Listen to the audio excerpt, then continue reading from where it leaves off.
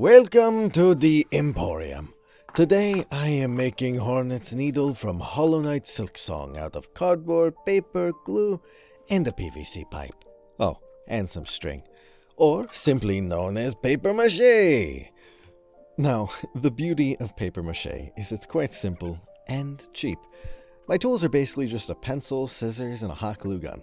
First of all, I need to get the general shape of our needle and how it will fit onto our PVC pipe. I say general because I'm not really using any exact measurements. If anything, I'm just freehanding with the help of the straight edge of the cardboard I have here.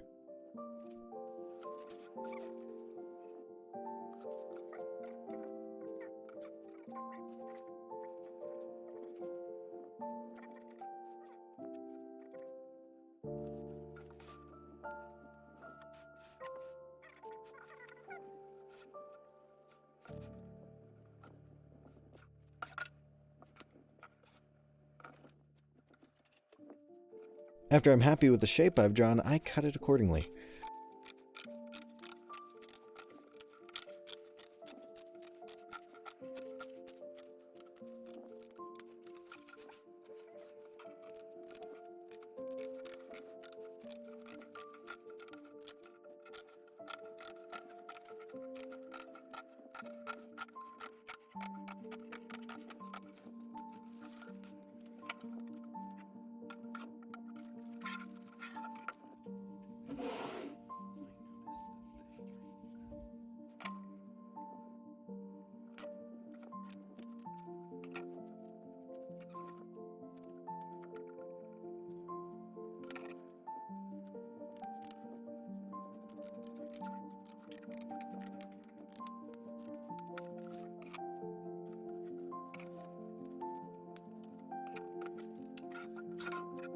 Now it's time to join the cardboard and the PVC pipe together with the power of hot glue.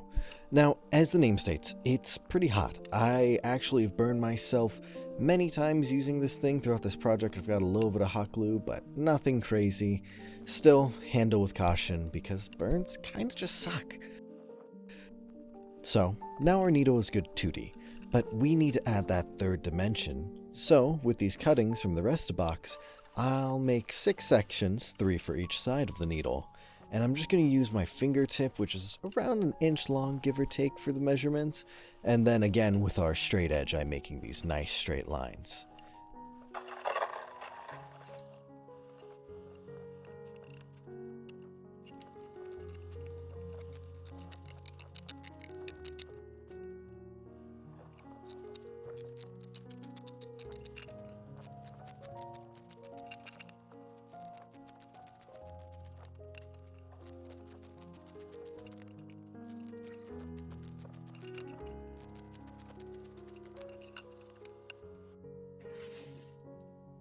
Another part I need to make is the circle at the back of the needle, which your silk would go through. I'm just using some random circular object I found around to trace around and cut out, but anything should work. You could use a cup, you could use other things.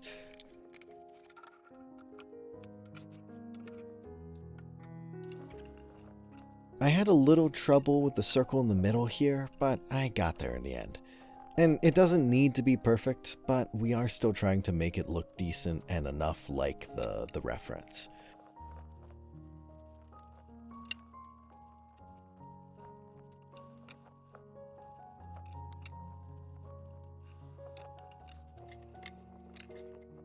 Then I'm hot gluing this strand of cardboard to make this circle a little more three-dimensional.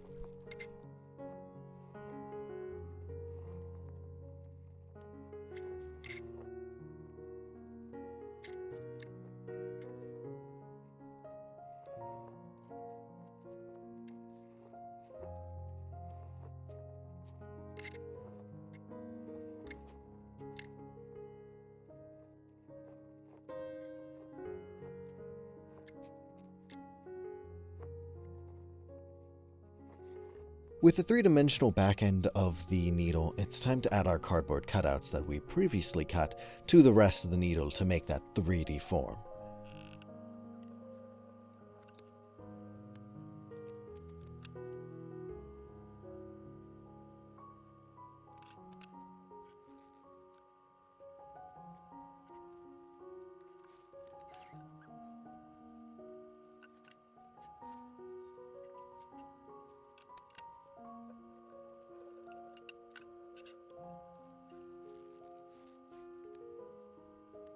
Now that it's glued on, it's time to shape it down to size. Now, I had this cardboard cutter, and it's just not precise at all. It didn't go to plan, so I just went back to scissors. Now, if you are more calculating than I care to be, you could cut the cardboard before gluing it on. But in all honesty, I just didn't want to do that.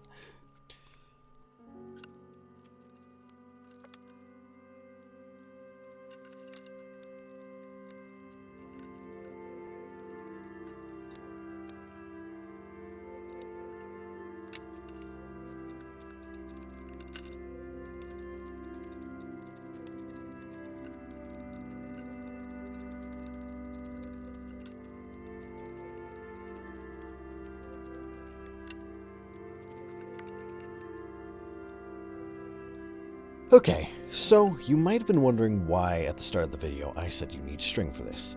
Well, the reason is for structure. When you lay your paper on top of this, it will sink down if there's no structure. But with the string, it gives it that kind of form. Now, you could skip the string, but if you do, I'd highly recommend putting cardboard supports all throughout the build. And in the end, you won't see the string post-product, it's literally just there for form.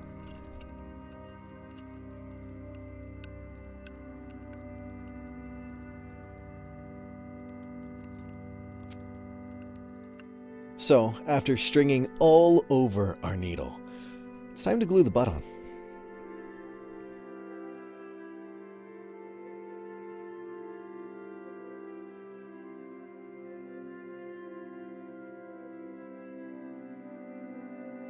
After that, we're getting to the real meat and potatoes of this whole process.